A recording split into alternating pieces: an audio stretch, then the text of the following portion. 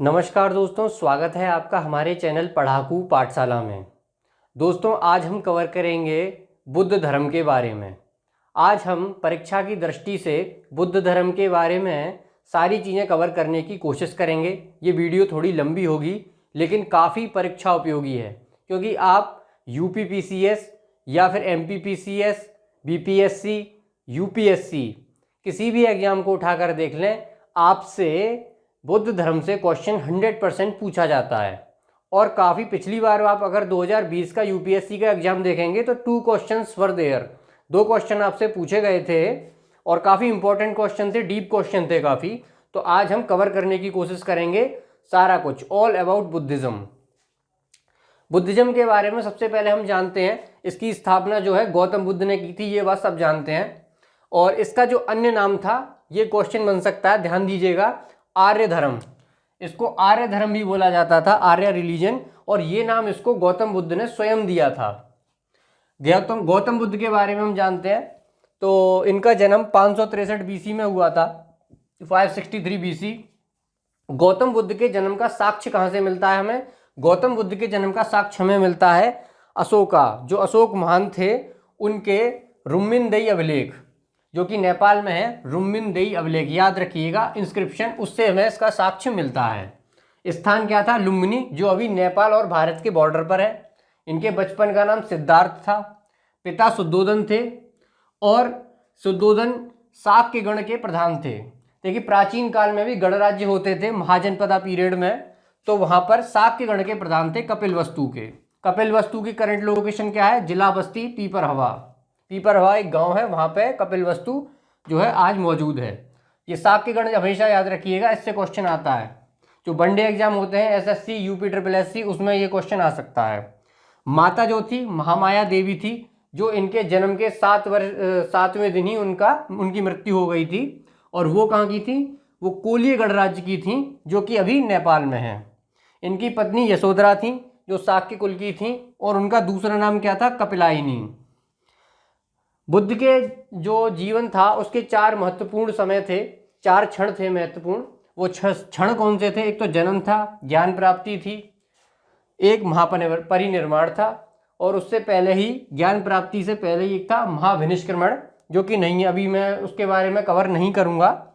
लेकिन जो बैसाख पूर्णिमा थी वो बहुत ही इम्पोर्टेंट है, क्योंकि बुद्ध को उनका जन्म, उनको ज्ञान प्राप्ति जिस दिन हुई, उनका महापरिनिर्वाण जिस दिन हुआ था, वो बैसाख पूर्णिमा यानी कि बुद्ध पूर्णिमा के दिन ही उनको ये हुआ था। तो बैसाख पूर्णिमा जो है बौद्ध धर्म का एक बहुत ही प्रचलित त्यौहार है। तो याद रखिएगा कि बैसाख पूर्णिमा के दिन जन्म, ज्ञान प्राप्ति और महापरिनिर्वाण उनको प्राप्त हुआ था। बुद्ध को कई उपाधियाँ दी जाती हैं, जैसे कि शाक्य मुनि। याद रखिएगा, ये क्वेश्चन आ सकता है कि इनमें से पूछा जा सकता है कि ये नाम किसका है प्राचीन भारत में? शाक्य मुनि, महावैद्य, सर्वार्थ सिद्ध, देशबल, अंगिरस, तथागत। तथागत का मतलब होता है जैसे आए थे वैसे ही गए, त्रिछत्रधारी, सम्यक संबुद्धा, और एक इन्हें यूरोपियन लाइट ऑफ एशिया भी बोलते हैं। Light of Asia, light of Asia भी इनको कहा जाता है। तो ये बुद्ध के बारे में कुछ जानकारी थी। इसके बाद हम थोड़ी सी और जानकारी, चूँकि यहाँ पे व्हाइट बोर्ड में कवर नहीं हो सकती, तो अभी जो है इसके बारे में हम और भी जानकारी प्राप्त करते हैं गौतम बुद्ध से रिलेटेड। तो दोस्तों, आगे जानते हैं बुद्ध के बारे में। तो बुद्ध की माता की मृत्यु उनके जन्म के 7 दिन बाद हो गई थी। तो उनका जो पालन पोषण था वो उनकी मौसी थी प्रजापति गौतमी, जो बाद में उनकी शिष्या भी बन गई थीं, उनके द्वारा किया गया। बुद्ध जब गर्भ में प्रवेश किया था उन्होंने अपनी माता के, उसको बुद्धा लिटरेचर में गर्भस्थ होने को अवक्रांति कहते हैं। इस बात को याद रखिएगा, उस चीज़ को अवक्रांति कहते हैं। और ये कहाँ पे दर्शाया गया है? भरतहूत स्तूप में। और इसका प्रतीक क्या है? बुद्ध धर्म में बुद्ध से संबंधित घटनाओं के प्रतीक हैं, तो उसका प्रतीक है गज। हीनियन जो सेक्ट है बुद्धिज्म में, उसमें एक्चुअली बुद्ध की मूर्तियों की पूजा नहीं की जाती थी। तो वो क्या करते थे? बुद्ध की जितनी भी घटनाएं थीं उनको प्रतीक रूप में पूजते थे। तो बुद्ध के जो गर्भस्थ, यानी कि उन्होंने जब बॉम्ब में प्रवेश किया था अपनी माता के, तो उसको दर्शाया गया है गज से, यानी कि हाथी से, एलिफेंट। उनके पुत्र का क्या नाम था? राहुल। राहुल का मतलब उन्होंने बताया था बंधन। जब राहुल का जन्म हुआ था शायद तब उनकी उम्र 28 साल थी गौतम बुद्ध की।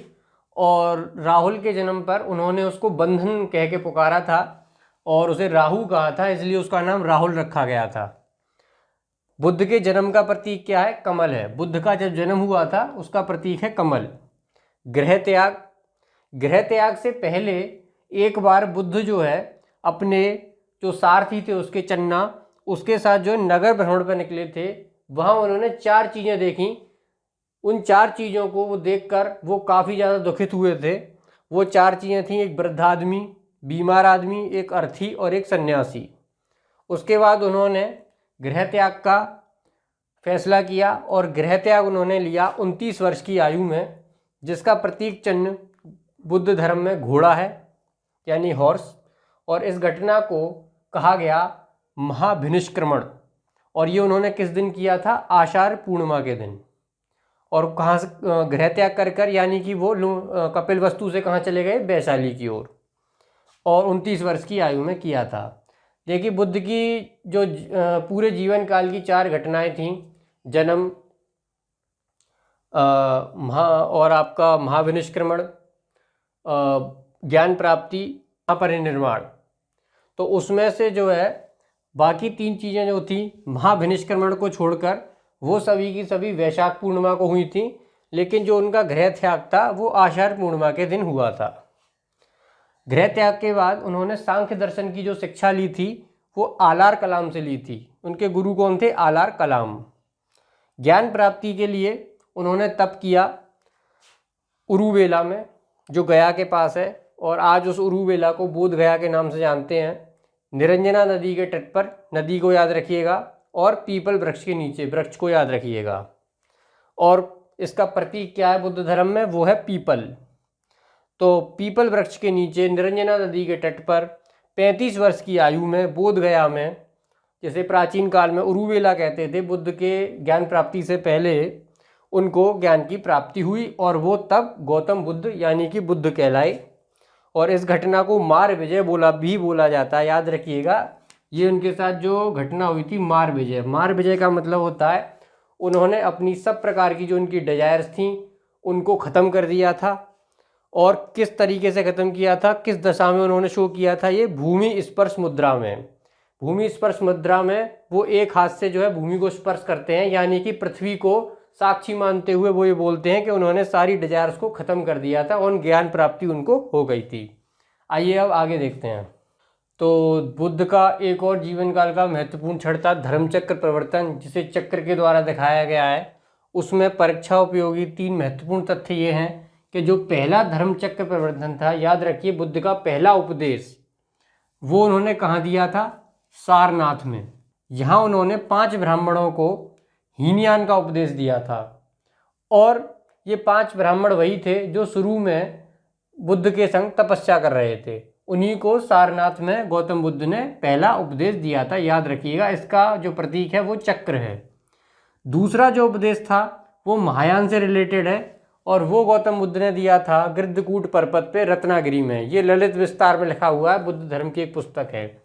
तीसरा है धान्यकटक में, जो वज्रयान यानी कि जो तांत्रिक बुद्धिज्म है, तंत्र शास्त्र, उससे रिलेटेड है, वो धान्यकटक में दिया था। बुद्ध के पहले उपासक जहाँ उन्होंने तपस्या की थी उरुवेला में, पहले ही बता चुका हूँ, उसका नाम अब बोध गया है।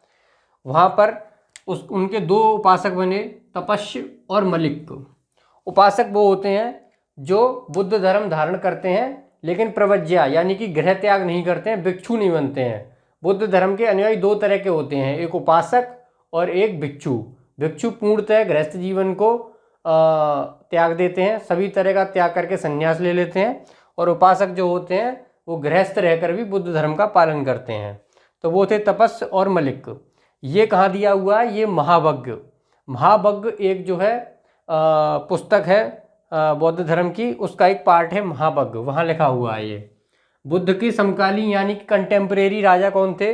राजा बिंबिसार, जो हर्यक वंश के थे, हर्यक डायनेस्टी, और उनका पीरियड था 544 BC से 492 BC तक। बुद्ध को जो पहला विहार, यानी कि विहार क्या होता है? जहाँ पर सभी भिक्षु, बौद्ध भिक्षु रहते हैं उसको विहार कहते हैं। और जहाँ सभी बौद्ध भिक्षु प्रेयर करते हैं यानी कि पूजा करते हैं उसे चैत्या कहा जाता है। तो बुद्ध को जो पहला विहार यानी कि रहने के लिए जो स्थान प्राप्त हुआ था वो था वेणुवन।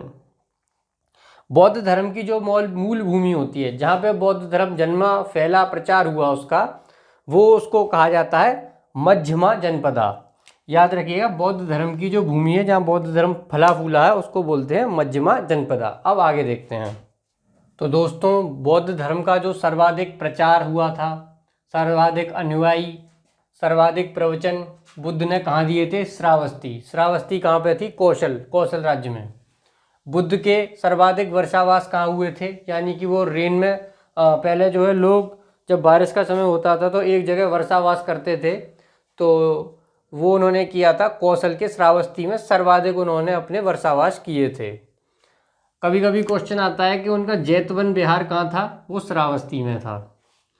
बुद्ध के दो शिष्य बहुत ही ज़्यादा इंपॉर्टेंट, वो थे आनंद और उपाली। वो किस कुल के थे? शाक्य कुल के ही थे।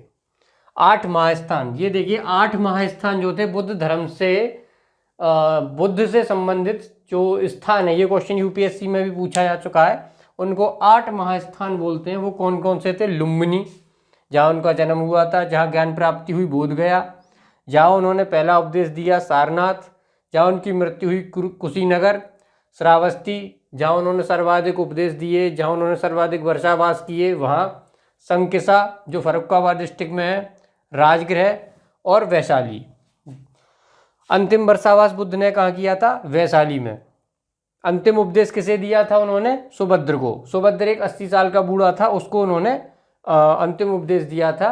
बुद्ध की मृत्यु पर सभी रोए थे, लेकिन सुभद्र जो है एकदम प्रसन्न था।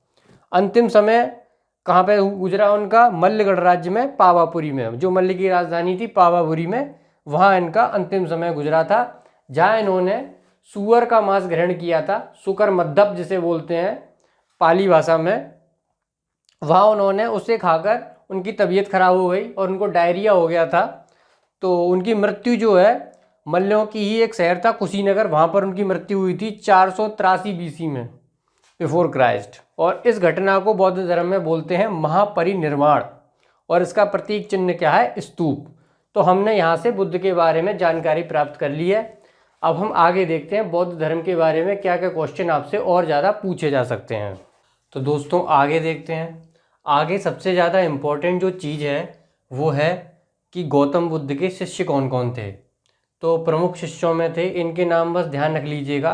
हो सकता है कभी आपसे ये क्वेश्चन पूछ लिया जाए कि इनमें से कौन गौतम बुद्ध के शिष्य थे।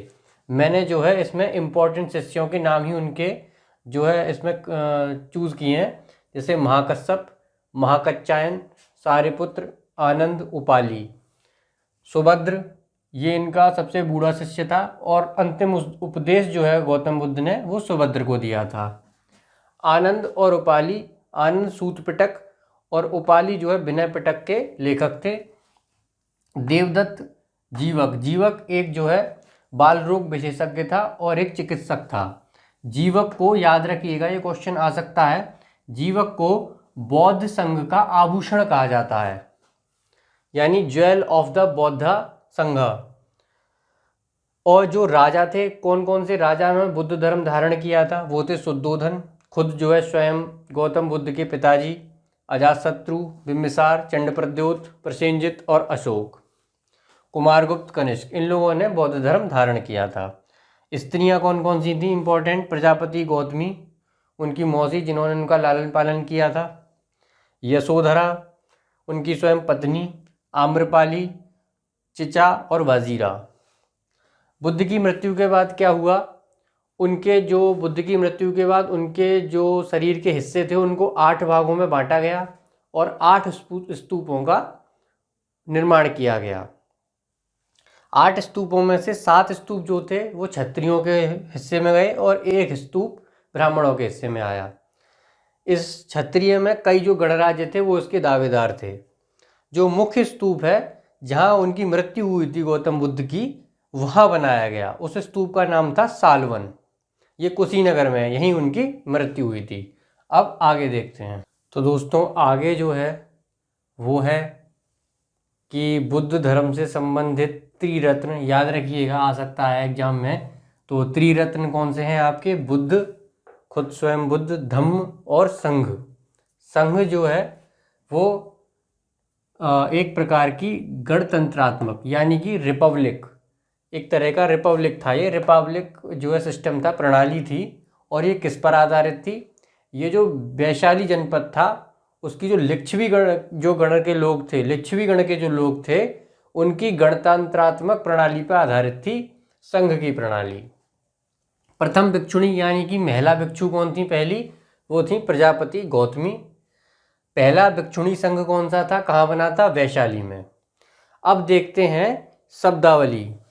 देखिए, जब भी आप यूपीएससी का एग्ज़ाम देंगे या फिर यूपीपीसीएस का, आपको कई बार जो है मध्यकालीन भारत यानी मेडिवल इंडिया से, या फिर किसी धर्म विशेष से, या फिर प्राचीन भारत से, खासतौर से बौद्ध धर्म से, या फिर साउथ से, आपको अक्सर जो है टर्मिनोलॉजी देखने को मिलती है, जिसमें आपको कोई जैसे घटिका हुआ, अग्रहार हुए, एग्रोनोमोई, इस तरह के वर्ड आपको दे दिए जाएंगे। या तो वो प्रशासनिक होंगे उस समय के, या फिर धर्म से संबंधित होंगे। तो वो अक्सर आपसे क्वेश्चन पेपर में पूछे जाते हैं। तो वो शब्दावली हम बौद्ध धर्म को देखेंगे कि बौद्ध धर्म की शब्दावली कौन सी है। तो सबसे पहले शब्दावली में जो संघ होता था, बौद्ध संघ, उसको जो भूमि दान में दी जाती थी उसको क्या बोलते थे? आराम। भिक्षु वस्त्र को क्या बोलते थे? अनवाशक, उत्संग, संघाटी। याद रखिएगा, अगर ये कभी पूछा जाता है कि ये अनवाशक, उत्संग, संघाटी क्या है, तो ये भिक्षुओं के वस्त्र थे। आवास को सभी जानते हैं, बिहार, या नया वर्ड भी था एक, संघाराम। एक और वर्ड था संघाराम, आवास को बोलते थे। और जहाँ बौद्ध भिक्षु पूजा करते थे उस स्थल को क्या बोलते थे? चैत्या। इसीलिए जो अजंता एलोरा की गुफाएं हैं या कन्हेरी की गुफाएं हैं, कारले चैत्य जैसे सुना होगा आपने, तो वो क्या होते थे? वो गुफाओं में चैत्य भी होते थे और विहार भी होते थे। वो हम आगे देखेंगे अभी बुद्ध आर्किटेक्चर में। प्रव्रज्या काफ़ी इंपॉर्टेंट है, आ सकता है। गृहस्थ जीवन को त्याग कर जो लोग बौद्ध धर्म धारण करते थे और भिक्षु बन जाते थे, उनको लिए जो वर्ड इस्तेमाल होता था वो तो परिव्राजक था, जो ऐसा करते थे। और इस पूरी जो ये क्रिया थी गृहस्थ जीवन का त्याग, उसको बोला जाता प्रव्रज्या। प्रव्रज्या ग्रहण किए बिना कोई भी इंसान बौद्ध भिक्षु नहीं बन पाता था उस समय। उपासक कौन होता है? जिस इंसान ने गृहस्थ जीवन नहीं छोड़ा है लेकिन बौद्ध धर्म अपना लिया है, उसको बोला जाता था उपासक, यानी बुद्ध धर्म का साधारण अनुयायी। ये यूपीएससी 2020 में पूछा गया था प्री में। श्रामणेर कौन होता है? जो गृह त्याग कर देता था। पत्तिमोक्ष या प्रतिमोक्ष, ये पट्टिमोखा प्रतिमोक्ष हम जो है विनय पिटक में दिया गया है, ये होता था विधि निषेध। अगर किसी व्यक्ति ने संघ के नियम का पालन नहीं किया है, उसकी विधि को नहीं माना है, या फिर कुछ इस तरह का काम है जो बिल्कुल मनाही है जिस काम की, तो उसके लिए जो प्रायश्चित होता था उसे बोला जाता था पट्टिमोखा या प्रतिमोक्ष। विधि निषेध प्रायश्चित के लिए इस्तेमाल किया जाता था। प्रायश्चित अगर कुछ करना है, कुछ गलत हो गया है तो। इसके बाद अरहत। अरहत उसे कहा जाता था कि जो भिक्षु साधना का उच्चतम स्तर, मतलब कि वो बहुत ज़्यादा एकदम तल्लीन हो जाते थे, सभी प्रकार के व्यसनों से दूर, सभी प्रकार की डिजायर, सभी प्रकार की चेतना उनके अंदर कुछ भी नहीं बचती थी, तो उस कंडीशन को भिक्षु की अरहत अवस्था कहते थे। यानी उच्चतम स्तर की साधना करना, एकदम उसको प्राप्त करना, ये अरहत कहलाता था। अब आगे देखते हैं। तो शब्दावली में ये 4 वर्ड और हैं। उपसंपदा। उपसंपदा क्या होती थी? संघ में प्रवेश करना। कोई भी भिक्षु सब कुछ त्याग कर अगर संघ में प्रवेश लेना चाहता था तो उस क्रिया को बोलते थे उपसंपदा। निस्सारणा, अगर किसी भिक्षु ने कोई गलत कार्य किया है या संघ के जो नियम हैं उनके कायदे कानूनों का पालन नहीं किया है बिना पिटक के हिसाब से, तो उसको संघ से निष्कासित कर दिया जाता था, उसको बोलते थे निस्सारणा। देशना क्या होती है? देशना होती है उपदेश। जैसे बुद्ध देशना का मतलब बुद्ध के उपदेश। मध्यमा प्रतिपदा, मध्यम मार्ग, ये उनका सिद्धांत था गौतम बुद्ध का कि ना ज़्यादा ना कम, मध्यम मार्ग अपनाना। अब आगे देखते हैं बुद्ध के कुछ अन्य चीज़ों के बारे में, बुद्ध धर्म की। तो दोस्तों देखते हैं कि बौद्ध धर्म की शिक्षाएं क्या थीं, बौद्ध धर्म की मान्यताएं क्या थीं। तो बौद्ध धर्म में 4 आर्य सत्य जो कि गौतम बुद्ध ने तपस्या के बाद या उससे भी पहले उन्होंने जो संसार में पाया, तपस्या के बाद उन्होंने 4 आर्य सत्य दिए थे जो वो उपदेश में भी बोलते थे। वो 4 थे। नंबर 1 दुख, यानी संसार दुख है, सभी मनुष्य, सभी जाति या जो भी लोग हैं सब जो दुख हैं।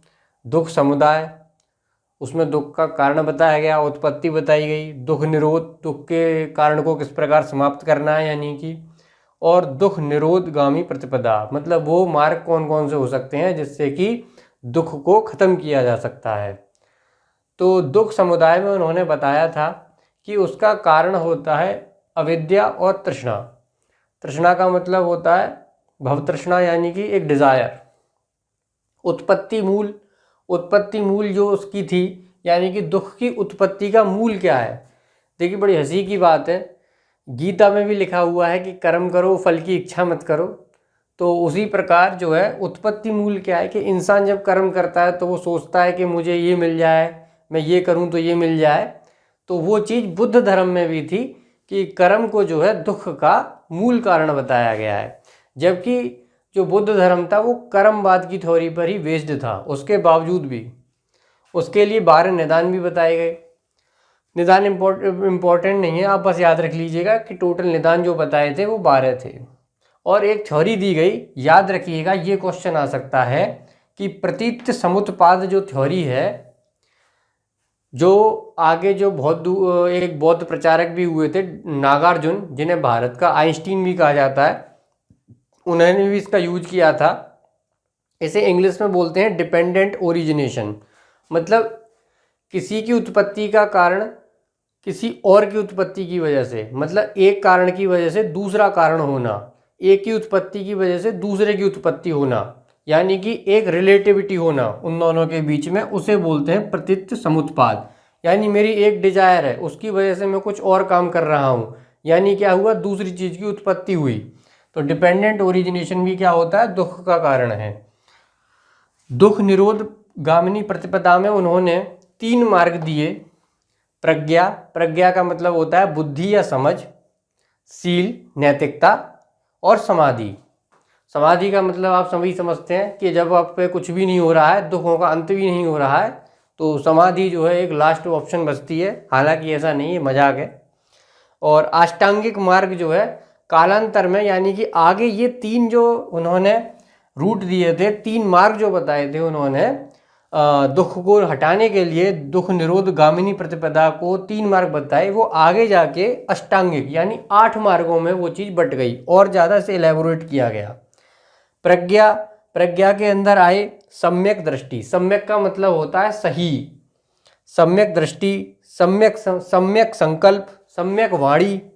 सील के अंदर सम्यक कर्म, सम्यक आजीव। समाधि के अंदर सम्यक व्यायाम, सम्यक स्मृति और सम्यक समाधि, ये अंतिम था।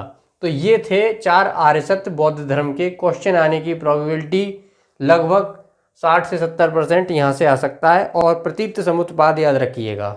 चलिए अब और ज़्यादा मान्यताएं देखते हैं, क्या क्या मान्यताएं हैं बौद्ध धर्म की। तो दोस्तों बुद्ध धर्म की जो मान्यताएं थी ध्यान दीजिएगा। अनिश्वरवाद, मतलब ईश्वर में विश्वास न करना। अनात्माद, आत्मा की कोई थ्योरी नहीं थी, आत्मा पे विश्वास नहीं करते थे ये, लेकिन पुनर्जन्म पे विश्वास किया जाता था और कहा जाता था कि गौतम बुद्ध बार बार पुनर्जन्म लेंगे।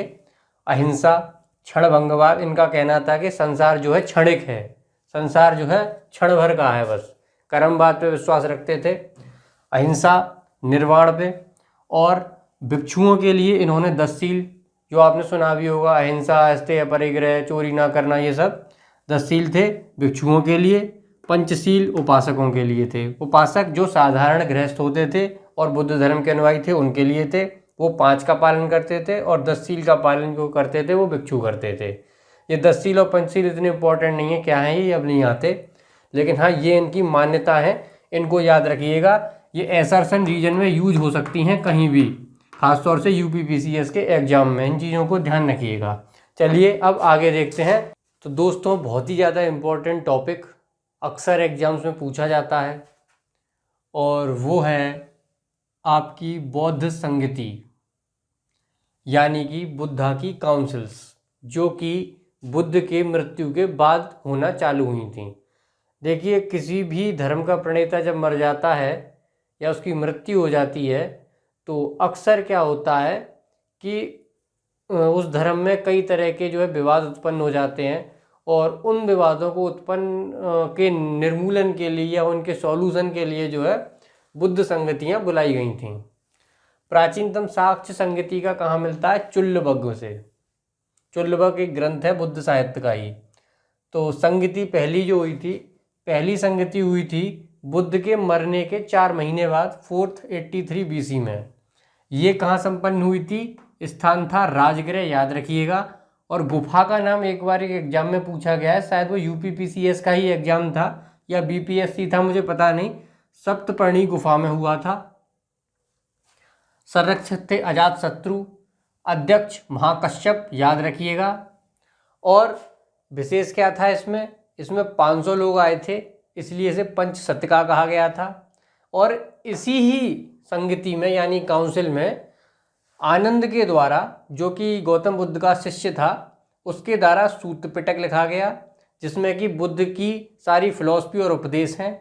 और उपाली ने विनय पिटक लिखा, जिसमें कि बुद्ध के संघ के यानी बौद्ध संघ जो है उसके सभी नियम कानून विनय पिटक में लिखे गए थे। इसमें कई सारी पुस्तकें होती थी। इस पिटक, पिटक का मतलब होता है एक बास्केट। तो इनमें क्या है, कई सारी पुस्तकें थी, जैसे खंड का निकाय, चुल्लबग्ग भी उन्हीं में से एक थी। तो ये सब सूत्र पिटक लिखा था आनंद ने और विनय पिटक लिखा था उपाली ने। देखिए, सूत्र पिटक और विनय पिटक के लेखक में आपसे जो है गलती हो सकती है। तो सूत्र का मतलब, आप ये एक सिर्फ मजाक है, एक याद करने का एक तरीका बता रहा हूँ। सुट्टा याद रखिएगा, और सुट्टा का यानी आनंद लेना। तो सूत्र पिटक लिखा था आनंद ने और विनय पिटक लिखा था उपाली ने। इसके बाद दूसरी जो संगति थी काउंसिल, जो बुद्ध की मृत्यु के 100 वर्ष बाद हुई थी वैशाली में। और संरक्षक राजा कौन था? कालाशोक। और अध्यक्ष था आपका सवाकामी। ये बहुत ही ज़्यादा इम्पोर्टेंट थी, क्योंकि इसका जो बुलाने का कारण था वो था कि बुद्ध धर्म के जो भिक्षु थे उनके बीच में अत्यधिक मतभेद हो गया था कई सारे नियमों को लेकर। जो विनय पिटक में नियम लिखे हुए थे उनको लेकर कई तरह का मतभेद हो गया था। इसमें 700 लोग आए थे और इसको जो है सप्तशतिका कहा गया। यहीं से जो है इनके मतभेद के वजह से बुद्ध धर्म पूर्वी और पश्चिमी शाखाओं में, भिक्षु शाखाओं में, पूर्वी भिक्षु शाखा और पश्चिमी भिक्षु शाखा में मतभेद हुआ। पूर्वी शाखा में जो भिक्षु थे वो वैशाली को रिप्रेजेंट कर रहे थे, और पश्चिमी शाखा में जो भिक्षु थे वो कौशाम्बी, मथुरा और अवंती से थे। यहीं से जो है बुद्ध धर्म में सबसे पहले जो बुद्ध धर्म में डिवीजन हुआ है उसमें उपसंप्रदाय बने, यानी कि सेक्ट्स। सेक्ट में सबसे पहला निकल कर आया थेरवादा। यहीं से थेरवाद का उदय हुआ, जो कालांतर में यानी कनिष्क के चौथी संगति के बाद, अभी मैंने उसको यहाँ कवर नहीं किया, मैं अभी बताऊंगा, जो कि हीनयान में कन्वर्ट हो गया।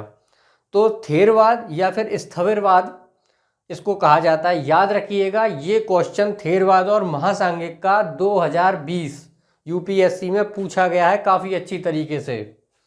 थेरवाद काफ़ी डिटेल में पूछा गया है। थेरवाद स्थविर, और इसके नेता कौन थे? महाकच्चायन। महाकच्चायन इसके नेता थे, और ये थे पश्चिमी भिक्षु, और इसका जो प्रचार हुआ वो पश्चिम से उत्तर की तरफ हुआ।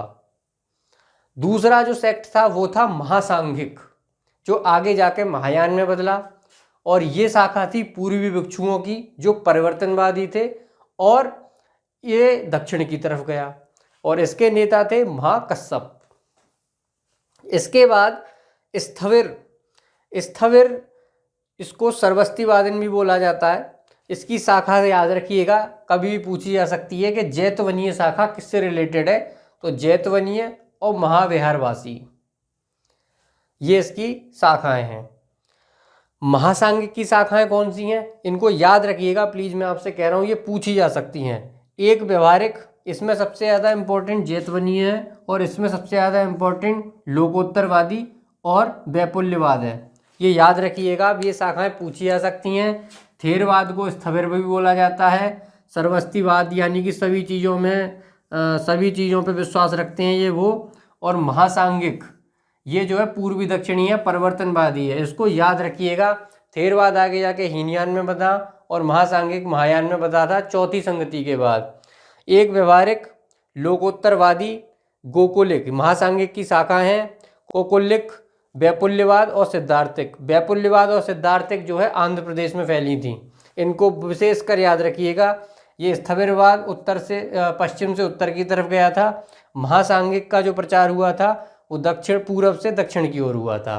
तो ये सारा जो क्रियाकलाप हुए थे ये सेकंड बुद्धा काउंसिल में हुए थे, जो कि बुद्ध की मृत्यु के 100 साल बाद हुई थी। इसमें जो है पूर्वी भिक्षुओं में और पश्चिमी भिक्षुओं में बुद्ध धर्म के नियमों को लेकर मतभेद हो गया था। चलिए अब इसी में आगे देखते हैं तीसरी और चौथी संगतियों में क्या क्या हुआ था।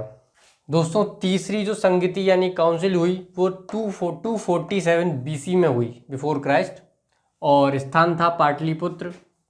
संरक्षक था राजा अशोक, जो कलिंग के युद्ध के बाद बौद्ध अनुयायी हो गया था।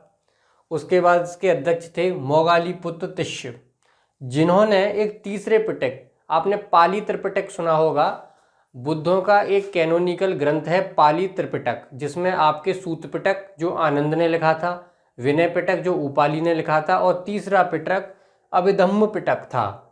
इसकी रचना मोगालीपुत्र तिष्य ने तीसरी बौद्ध संगति के दौरान की थी, और इसमें उन्होंने बौद्ध धर्म की दार्शनिक यानी कि फिलोसफिकल थ्योरी जो बुद्धा की थी वो यहाँ पर उन्होंने प्रस्तुत की। और उन्होंने साथ में एक और ग्रंथ लिखा था, ये भी याद रखिएगा, कथावस्तु। इस संगति में 1000 लोग आए थे। इसके बाद चौथी संगति बहुत ही ज़्यादा इम्पॉर्टेंट है, जो कि 102 CE यानी कि कॉमन एरा, 102 कॉमन एरा यानी कि ईस्वी में हुई थी। वो ईसा पूर्व हुई थी, बाकी की जो चौथी हुई थी वो 102 ईस्वी में हुई थी, और ये कश्मीर के कुंडलवन में हुई थी। और इसके संरक्षक यानी कि राजा संरक्षक कौन था? कनिष्क थे। कनिष्क कुषाण वंश के थे। इन्होंने भी बुद्ध धर्म धारण किया था, और नागार्जुन और कनिष्क का काफ़ी संबंध रहा है। वसुमित्र इसके अध्यक्ष थे, और इसमें एक उपाध्यक्ष भी थे जिनका नाम अश्वघोष था, जिन्होंने बुद्ध चरित्र लिखा है। बुद्ध चरित्र पुस्तक लिखी है अश्वघोष ने। इस संगति में सबसे ज़्यादा इम्पोर्टेंट जो चीज़ हुई, पहली थी महासांघिकों का। यहाँ पे थोड़ा क्या है, जो परिवर्तनवादी थे यानी महासांघिक, उनका इस संगति में दबदबा रहा। दूसरा, मतभेद दूर न होने के कारण हीनयान और महायान का उदय हुआ, यानी कि जो थेरवादा था सर्वस्तिवाद वो हीनयान में बदल गया, और महासांघिक जो है महायान का उदय हुआ। ये 2 सेक्ट में बट गया बुद्ध धर्म, एक हीनयान और एक महायान। वहाँ पर 2 थ्योरीज में बटा था, थेरवादा सर्वस्तिवाद और महासांघिक। यहाँ पे हीनयान और महायान 2 सेक्ट बन गए। इन्होंने संस्कृत भाषा को अपनाया इसके बाद, क्योंकि उससे पहले क्या होता था कि जो बुद्ध धर्म के ग्रंथ थे वो या तो पाली में थे या प्राकृत भाषा में थे या मागधी भाषा में थे। उसके बाद बुद्ध वो एक्चुअली क्या था कि वो लोकल लैंग्वेज का ही इस्तेमाल करना चाहते थे बुद्ध, इसलिए तब तक क्या था कि संस्कृत को उन्होंने नहीं अपनाया गया था, क्योंकि संस्कृत जो है विप्रजनों की भाषा वो समझी जाती थी, और सभी जाति के लोग इसको नहीं बोल सकते थे।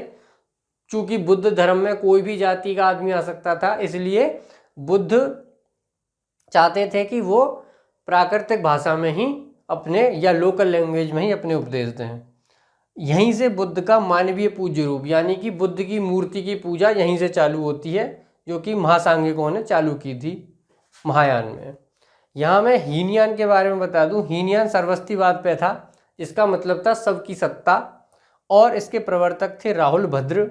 उन्होंने संस्कृत में ग्रंथ लिखे थे, पंचवस्तु उनका विशेष ग्रंथ है, याद रखिएगा, इसको याद रखिएगा। पंचवस्तु लिखा था राहुल भद्र ने, जो कि बुद्ध धर्म से रिलेटेड थे। अब हम जानते हैं हीनयान और महायान के बारे में। तो दोस्तों अब बहुत इम्पोर्टेंट चीज़, हीनयान और महायान। हीनयान स्थविरवाद से आया था, महायान महासांघिकवाद से आया था, मैंने आपको बताया था। ये श्रावक यान में विश्वास करते थे, यानी कि बुद्ध की कोई मूर्ति ना बनाना, बुद्ध के सिर्फ उपदेशों पे, श्रावक यान स्वर मतलब सुनने पे। और ये जो थे महायान वो बुद्ध की खुद की मूर्तियों पर और बोधिसत्व पे विश्वास करते थे। व्यक्तिवाद यानी कि पर्सनल, मतलब इंसान को स्वयं के लिए ही मोक्ष प्राप्त करने का प्रयत्न करना चाहिए, ये हीनयान में था। समष्टिवाद यानी कि कम्युनिज्म, तो समष्टिवाद में क्या था कि इंसान को संपूर्ण सृष्टि के लिए या पूरे समाज के लिए मोक्ष का प्रयत्न करना चाहिए। हीनयान वाले बुद्ध को देवता के रूप में नहीं मानते थे, वो एक साधारण पुरुष मानते थे या महापुरुष मानते थे। महायान बुद्ध को देवता की तरह मानते थे और उनकी मूर्ति पूजा करते थे, और इन्होंने परिवर्तन के द्वारा आत्मा का कंसेप्ट भी यहाँ से चालू कर दिया था। इसके बाद ये लगातार पाली भाषा का उपयोग करते रहे और ये संस्कृत का उपयोग किया इन्होंने पाली के साथ साथ। इनका जो ग्रंथ था वो कथावस्तु था। इनका विशेष ग्रंथ था ललित विस्तारा, ब्रह्मजाल, प्रज्ञा पारमिता सूत्र। इनके जो सेक्ट थे वो थे व्यवहासिक और सौत्रांतिक, और इन्होंने विश्वास किया शून्यवाद और विज्ञानवाद में। शून्यवाद और विज्ञानवाद का जो प्रतिपादन था वो नागार्जुन ने किया था। नागार्जुन को भारत का आइंस्टीन की उपाधि प्राप्त है, क्योंकि इन्होंने सबसे पहले सापेक्षता का सिद्धांत यानी डिपेंडेंट ओरिजिनेशन का सिद्धांत इन्होंने ही दिया था। तो ये जो सिद्धांत था ये नागार्जुन का था। और एक और चीज़, जो चीनी यात्री इत्सिंग वो हीनयान का था, और ह्वेनसांग जो था वो आपका महायान से रिलेटेड था। इसके बाद जो 5 यहाँ पे बोधिसत्वयान एक वर्ड आया है, तो ये लोग बोधिसत्व पे विश्वास रखते थे। बोधिसत्व जो होते थे उनका ये कहना था, इनका महायान वालों का, तो कि जो भगवान बुद्ध हैं वो बार बार इस धरती पर अवतार लेंगे, जिनमें से 5 अवतार हो भी चुके हैं। उनके नाम मैं आपको बता देता हूँ। अवलोकितेश्वर या पद्मपाणि, उनके हाथ में कमल है। वज्रपाणि, जो वज्र धारण करते हैं। इनकी जो मूर्ति थी अवलोकितेश्वर, पद्मपाणि और वज्रपाणि की, वो कन्हेरी की गुफाओं से मिली थी। तीसरे मंजूश्री, चौथे क्षतिग्रह और 5वें अविताव। एक क्वेश्चन यूपीएससी में पूछा गया था, मुझे ईयर तो याद नहीं है, शायद 2019 में ही पूछा था कि फ्यूचर बुद्धा कौन है, मतलब भावी बुद्धा कौन है जो अभी प्रकट नहीं हुए हैं, जो बुद्ध के महापरिनिर्वाण के 4000 वर्ष बाद जिनका जन्म होगा, वो है मैत्रेय बुद्धा। जो मंजूश्री हैं वो मैत्रेय बुद्धा के टीचर हैं। फ्यूचर बुद्धा उन्हीं को बोला जाता है। और ये भी कहा जाता है कि जो बोधिसत्व जन्म लेता है तो 7 दिन बाद, जिस प्रकार से गौतम बुद्ध की माता का 7 दिन बाद देहांत हो गया था, ऐसी बोधिसत्व की माता का 7 दिन बाद देहांत हो जाएगा, और वो जन्म लेते ही 7 कदम चलेगा। तो अगर ऐसा कोई है तो वो फ्यूचर बुद्धा है। तो ये हमने देखा कि हीनयान और महायान में क्या अंतर था। अब आगे चलते हैं दोस्तों। एक और सेक्ट जो है उत्पन्न हुआ 5वीं और 6वीं ईसवीं शताब्दी में, यानी ईसा के बाद, जिसका नाम था वज्रयान संप्रदाय। देखिए, कोई भी धर्म जब बनता है तो उसमें तंत्र मंत्र अक्सर जुड़ जाते हैं जो चमत्कार पर आधारित होते हैं। तो इसीलिए ये तांत्रिक बुद्धिज्म था। इसको हीरकयान भी बोलते हैं, तंत्रयान भी बोलते हैं, मंत्रयान भी बोलते हैं। ये आदि बुद्ध में विश्वास रखते थे, उन्हीं की पूजा करते थे। ये पता नहीं क्या है, बस आप याद रखिएगा आदि बुद्ध के बारे में। प्रमुख केंद्र इनका नालंदा था शुरू में। इनका ग्रंथ याद रखिएगा, मंजूश्री कल्प इनका ग्रंथ था। और वज्रयान को तिब्बत में किसने प्रचारित किया था, उनका नाम याद रखिएगा, पद्म संभव ने। जो हिंदी के आदि कवि हैं, इनका नाम सुना होगा आपने, अगर हिंदी लिटरेचर पढ़ा होगा तो। सरहपा हिंदी के आदि कवि थे, वो इसी संप्रदाय से थे, वज्रयान संप्रदाय के थे वो। एक और इम्पॉर्टेंट चीज़ जो अक्सर पूछी जा सकती है कि 5 ध्यानी बुद्धा कौन से थे, वो थे अमिताभ, अक्षौम्य, अमोघ सिद्धि, वैरोचन और रत्न संभव। तो ये काफ़ी इम्पोर्टेंट चीज़ें हैं जो कि आपसे एग्ज़ाम में पूछी जा सकती हैं। काफ़ी मेहनत से इनको कंपाइल किया गया है, इसलिए मैं आपसे निवेदन करूँगा कि अगर आपको ये चीज़ें पसंद आ रही हैं, ये टॉपिक अच्छा लग रहा है, परीक्षा की उपयोगिता की दृष्टि से ये टॉपिक को कवर किया गया है। बहुत ज़्यादा डिटेल में नहीं कवर करूँगा मैं, लेकिन अधिकतर चीज़ें कवर करने की कोशिश करूँगा जो एग्ज़ाम में पूछी जा सकती हैं। तो प्लीज़ इस चैनल को आप सब्सक्राइब ज़रूर कीजिएगा, ताकि मुझे मोटिवेशन मिले और मैं जो है आगे भी इस तरह के टॉपिक्स को आपको बना सकूं। देखिए फालतू की बातें करने में, मजाक करने में कोई फ़ायदा नहीं है। ये पढ़ाई का टाइम है तो पढ़ाई ही करनी चाहिए और सीरियस होकर पढ़ना चाहिए। चलिए आगे अब देखते हैं बुद्धा लिटरेचर यानी बुद्ध साहित्य के बारे में। तो दोस्तों अब हम देखते हैं बुद्धा लिटरेचर यानी बौद्ध साहित्य के बारे में।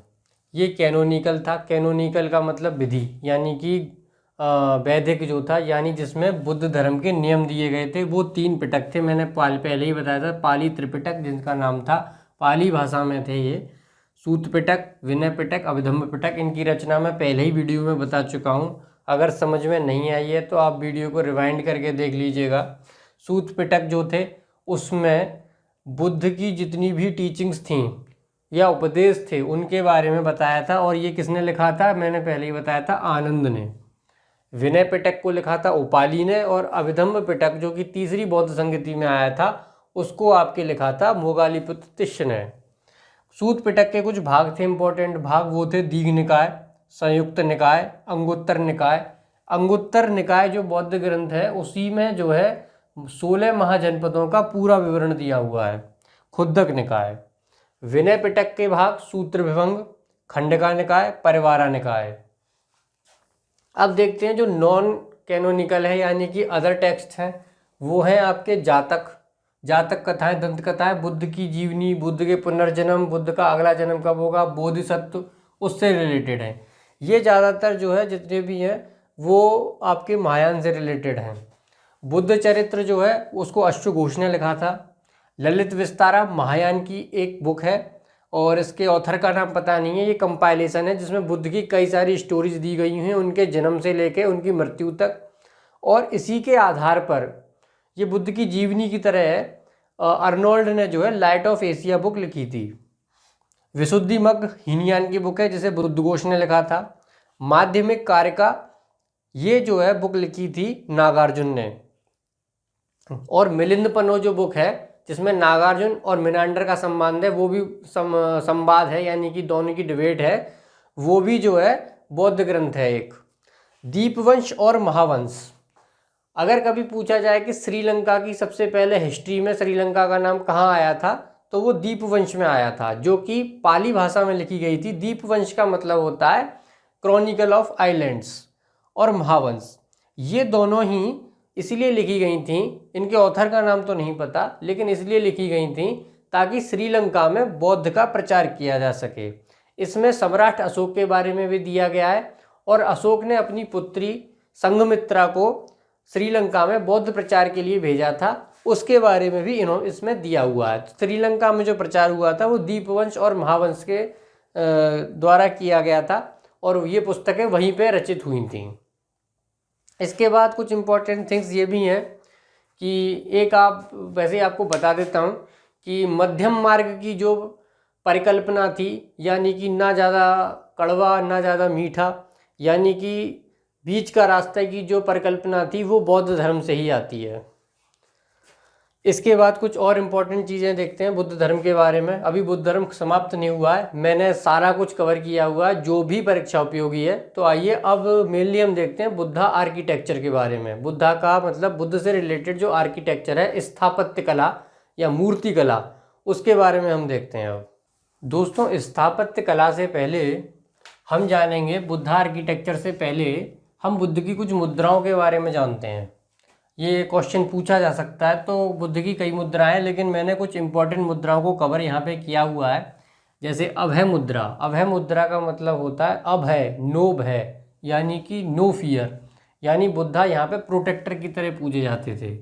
भूमि स्पर्शा, जब बुद्ध को ज्ञान की प्राप्ति हुई थी तो उन्होंने जो है अर्थ को कॉल किया था साक्षी बनाने के लिए कि उन्होंने अब अपनी सारी डिजायर्स यानी मार विजय पर अपनी पूरी डिजायर पर जीत हासिल कर ली है।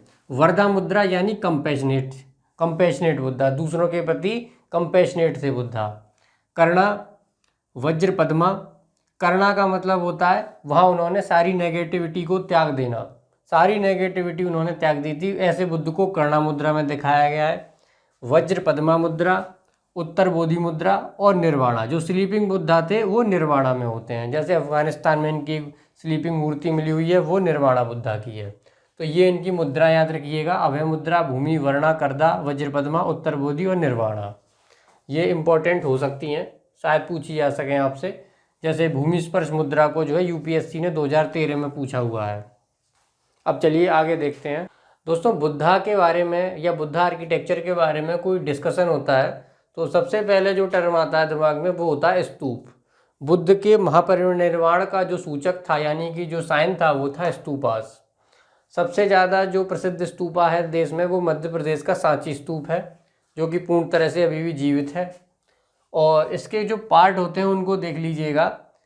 ये सिर्फ बनाने को तो नहीं आएगा, हालांकि हो सकता है कि मेंस में आ जाए, लेकिन अगर प्री में पूछा जाएगा तो उसमें से पूछा जा सकता है कि स्तूपा के कौन से पार्ट होते हैं। तो देखिए, आप इनको नोट कर लीजिएगा। छतरी ऊपर, हर्मिका, अंडा, ये जो डोम बना होता है दिस इज कॉल्ड अंडा, प्रदक्षिणा पथ जहाँ पर परिक्रमा दी जाती है, तोरण जो एंट्रेंस द्वार होते हैं, 4 कोनों पे 4 द्वार होते हैं, उत्तर, दक्षिण, पूर्व, पश्चिम, तोरण द्वार।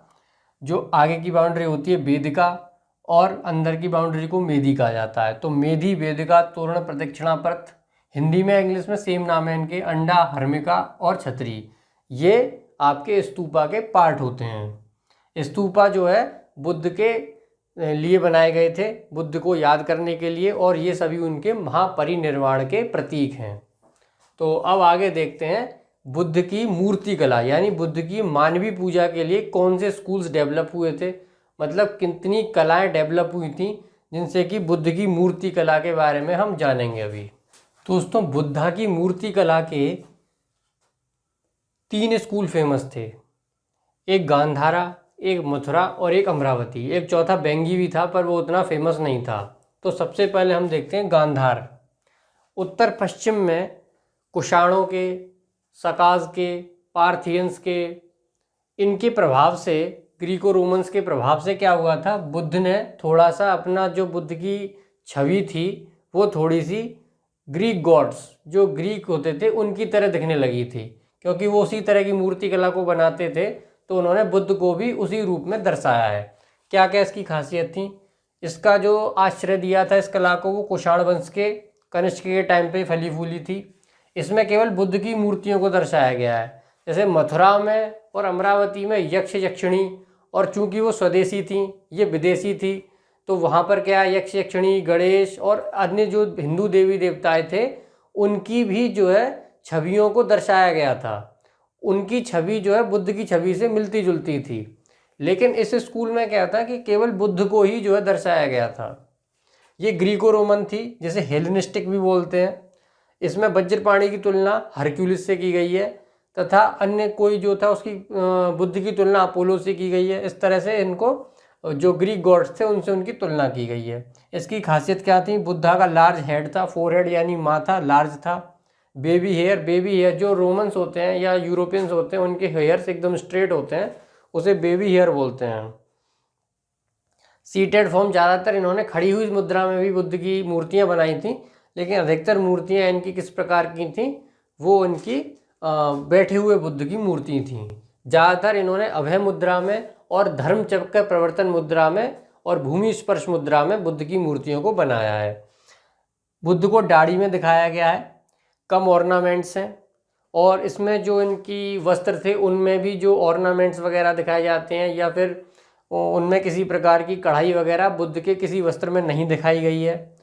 बुद्ध के जो गाल थे, चीक्स, वो भी फ्लैट दिखाए गए हैं रोमन्स की तरह, और आधी बंद आँख थी ग्रीक्स या रोमन्स की तरह, आधी बंद हाफ क्लोज आइज थी। और जो मटेरियल यूज हुआ है, सबसे इम्पॉर्टेंट जो क्वेश्चन पूछा जाता है कि गांधार स्कूल ऑफ आर्ट में बुद्धा की मूर्ति बनाने के लिए कौन सा जो है आपका मटेरियल, यानी कि कौन सा स्टोन इस्तेमाल हुआ है, पत्थर, तो वो था ग्रे ब्लू सैंडस्टोन, यानी बलुई पत्थर। कौन सा था, ग्रे ब्लू, हल्का सा ग्रीनिश भी होता है ये, वैसा उन्होंने इस्तेमाल किया था। उस साइड बहुत पाया जाता है। इसका उदाहरण है बामियान बुद्धा, और एक बुद्धा का हेड भी मिला था तक्षशिला, क्योंकि ये भारत के उत्तरी पश्चिमी क्षेत्र में विकसित हुई थी, तो इसके जो भी अवशेष थे वो वहीं से प्राप्त हुए थे। तो ये थी आपकी गांधारा आर्ट। अब हम देखते हैं मथुरा आर्ट। तो दोस्तों, मथुरा स्कूल में जो मूर्ति कला थी वो पूर्णतः स्वदेशी थी। इसको भी कुषाणों ने जो है, खासतौर से कनिष्क ने इसको संरक्षण दिया था, क्योंकि जो मथुरा थी, सूरसेन जिसका नाम था, वो कनिष्क की राजधानी थी। इसमें जो मटेरियल इस्तेमाल हुआ है वो रेड सैंडस्टोन का इस्तेमाल हुआ है। चुनार सैंडस्टोन सारनाथ में प्रयुक्त हुआ है और क्रीम कलर का सैंडस्टोन कौशाम्बी में प्राप्त हुआ है। इसमें जो फिगर्स थी उनमें यक्ष और यक्षिणी को भी बुद्धा के साथ दिखाया गया है। तो अगर क्वेश्चन आता है कि यक्ष यक्षिणी किस किस धर्म से संबंधित है, तो ये हिंदू, जैन और बौद्ध तीनों धर्म से संबंधित हैं। लेस एक्सप्रेसिव फेस था, इसमें बुद्धा के फेस पे एक्सप्रेशन कम दिखाए गए हैं गांधार कला की अपेक्षा। हिंदू इन्फ्लुएंस था, हिंदू देवी देवताओं का इन्फ्लुएंस था, इसीलिए इनको सिटिंग और स्टैंडिंग दोनों पोजीशंस में दिखाया गया है। हेलो अराउंड ईयर, आपने देखा हो एक ऑरा क्रिएट होता है, जब भी आपने किसी भी हिंदू देवी देवता की तस्वीर देखी होगी, उसके पीछे एक संसार रहता है, पीछे से हेलो करके उसे हेलो बोलते हैं। तो उस हेलो को जो है काफ़ी जो है डेकोरेटेड दिखाया है इसमें। बोधिसत्वास का यहाँ पे उनको बताया गया है। पद्मपाणि और वज्रपाणि को बुद्ध के दोनों ओर बनाया गया है और फ्लैशी था, मतलब मोटा, थोड़ा सा जो है गांधार कला की अपेक्षा थोड़े मोटे बुद्ध थे इसमें। वहीं अमरावती जो स्कूल था उसमें वाइट मार्बल का इस्तेमाल हुआ है। इसमें भी जो है केवल बुद्ध की प्रतिमाओं को बनाया गया है और इसमें जो थीम होती थी प्रतिमाओं की, वो सारी प्रतिमाएं जो बनाई जाती थीं वो जातक स्टोरी पर आधारित थीं। इसमें जो हेयर हैं वो करली हेयर्स थे और इसको जो अमरावती स्कूल को संरक्षण प्रदान किया है वो आपके इक्ष्वाकुस और सातवाहनास थे। तो ये 3 थे, इनको आपसे पूछा जा सकता है, मैंने इनको यहाँ कवर कर दिया है। इसके बाद हम देखते हैं कि बुद्धा को अजंता एलोरा की गुफाओं में और कौन कौन सी गुफाएं बुद्धा से रिलेटेड थीं, उनमें किस प्रकार से दिखाया गया है, कौन सी गुफा इंपॉर्टेंट है केवल बुद्ध धर्म के पर्पज से, उसको भी यहाँ पे कवर करते हैं अभी। दोस्तों केव्स के बारे में जानते हैं। तो केव्स जो होती हैं वो 2 तरह की होती हैं, याद रखिएगा। एक तो होती है चैत्या, जिसमें कि बुद्ध भिक्षु प्रेयर करते हैं, और एक होती है विहारा। तो सबसे बड़ी जो चैत्या केव है इंडिया में वो है कारले की, जो कि महाराष्ट्र में है। और विहारा केव्स का अगर मैं उदाहरण लेता हूँ तो वो है आपकी अजंता, नासिक और जुन्नार अब तक की सबसे ज़्यादा एक्सकेवेटेड, यानी जिसका सबसे ज़्यादा उत्खनन किया गया है वो जुन्नार केव है इंडिया में। बाग केव्स, इसमें 9 की 9 आपकी बुद्धा की गुफाएं हैं। गुंटापल्ली, नागार्जुन कोंडा साउथ में है। ये सभी क्या है, बिहारा केव्स हैं। इनमें मतलब चैत्या भी हैं लेकिन बिहार भी हैं। सबसे पहले हम देखते हैं बहुत ही इम्पोर्टेंट अजंता। अजंता को पूर्ण एशिया में, भारतीय चित्रकला में या फिर एशिया की चित्रकला में अजंता की गुफाओं को फाउंटेन हेड मतलब कि पायनियर बोला जाता है। इनको संरक्षण प्रदान किया था बाकाटक और सातवाहन ने हीनयान को और बाकाटक ने महायान को। ये केवल बुद्धा की इमेज है, याद रखिएगा। अजंता केवल बुद्धिस्ट रिलीजन से रिलेटेड केव है अजंता की। एलोरा तीनों धर्म से है, लेकिन अजंता जो है वो बुद्धिस्ट से है। ये औरंगाबाद में है और बाघोरा नदी पर है और सह्याद्री की पहाड़ियों में बनी हुई है। इसकी खोज 1829 में हुई थी। इसमें टोटल 31 केव्स हैं, याद रखिए 31 केव्स हैं इसमें, जिसमें कि एक इनकम्प्लीट है। 5 चैत्या हैं। चैत्या कौन सी याद रखना बहुत सरल है, 9, 10, 9 और 10 19, 10 और 19 29 और बीच में एक 26। 9, 10, 19, 26, 29 ये चैत्या है और बाकी की बिहारा केव्स हैं सारी की सारी। इसके पहले केव में ही पद्मपाणि और वज्रपाणि की पेंटिंग बनी हुई है। पेंटिंग फ्रेस्को और मुराल होती है भित्ति चित्र, मतलब इनकी जो दीवारें हैं चैत्यों की और बिहाराज की, उन पर क्या है आपके बुद्ध धर्म से संबंधित चित्र बने हुए हैं। उनमें नीले रंग का इस्तेमाल नहीं किया गया है। किस कलर का इस्तेमाल नहीं किया गया है, ब्लू कलर का। फ्रेस्को पेंटिंग वह पेंटिंग होती है जो एकदम ताज़ा प्लास्टर किए हुए, मतलब उस समय जो उसका बेस होता है पेंटिंग का वो गीला होता है, बस मोटा मोटा याद रखिएगा, उस पर तैयार की जाती है लाइम प्लास्टर पर। तो ये थी हमारी अजंता की केव्स। अब हम देखते हैं एलोरा केव्स की, केवल बुद्ध वाली केव्स के बारे में। तो दोस्तों अब आखिरी चरण में एलोरा की जो गुफाएं हैं वो आपकी 34 हैं और ये बुद्ध, ब्राह्मण और जो है आपका यानी हिंदुइज्म और जैन तीनों धर्मों से संबंध रखती हैं। अजंता की गुफाएं जो थी वो 2 मंजिल की थी, लेकिन एलोरा की जो 12वें नंबर की गुफा है वो आपकी 3 मंजिल की है, 3 स्टोरी है। इसमें पहली 1 से लेकर जो 12 गुफाएं हैं वो बुद्ध धर्म से संबंधित हैं। इसमें याद रखिएगा केव नंबर 10 यानी गुफा नंबर 10 को विश्वकर्मा या कारपेंटर केव के नाम से जाना जाता है। और एक और इम्पोर्टेंट बात, ये जो है अजंता की गुफाओं से 100 किलोमीटर दूर है, लेकिन औरंगाबाद डिस्ट्रिक्ट में ही पड़ती हैं। ये चरणाद्री पहाड़ी पर हैं। इसमें केवल चैत्या है, इसमें एक भी बिहार नहीं है, केवल चैत्या है, याद रखिएगा। अगली इम्पोर्टेंट है कान्हेरी। कान्हेरी गुफा की खासियत ये है, ये महाराष्ट्र में है। इसकी खासियत ये है कि इसमें कोलोजल का मतलब होता है प्रचंड बुद्धा। प्रचंड बुद्धा से कहते हैं जब बुद्धा को, जैसे बामियान बुद्धा है, बामियान बुद्धा जिनको ISI तालिबान ने उड़ा दिया था जो है उनकी मूर्ति को, तो कोलोजल बुद्धा वो होते हैं जब किसी चट्टान को काटकर बुद्ध की मूर्ति को कार्व किया जाता है। तो कन्हेरी केव में भी बुद्ध की मूर्ति को चट्टान काटकर जो है कार्व आउट किया गया है। तो 22 फीट की वो मूर्ति है, उसे कोलोजल बुद्धा बोलते हैं। अब थोड़ी सी अन्य बातें हम देखते हैं। चीन में बौद्ध धर्म की शुरुआत कब हुई थी? लगभग 65 ईस्वी में, याद रखिएगा। उस समय वहाँ के राजा मिंगती थे। धर्मकीर्ति जो है बौद्ध धर्म से संबंधित है। इनको भारत का कांट कहा जाता है। कांट एक फिलोसफर थे। रॉयल कठिमा सेरेमनी जो होती है वो बुद्ध धर्म से संबंधित होती है। तो दोस्तों, मैं आशा करता हूँ कि बौद्ध धर्म के बारे में परीक्षा उपयोगी हमने सभी कुछ कवर किया है, और इसको कंपाइल करने में काफ़ी मेहनत भी लगी है, क्योंकि हमने बहुत ही संक्षेप में इसको कवर किया है। बुद्ध धर्म को कहीं भी ज़्यादा हमने कुछ भी ज़्यादा आपको नहीं बताया। जो चीज़ें UPSC से लेकर वनडे एग्जाम में आपसे पूछी जाती हैं बौद्ध धर्म को लेकर, उन सभी को हमने कवर किया है। तो प्लीज़ हमारी इस मेहनत को थोड़ा सा अकाउंट कीजिए और हमारे चैनल को सब्सक्राइब कीजिए, पढ़ाकू पाठशाला। और इसी प्रकार के अन्य वीडियो के लिए आप मुझे मोटिवेशन देते रहिए। Thank you very much. नमस्कार।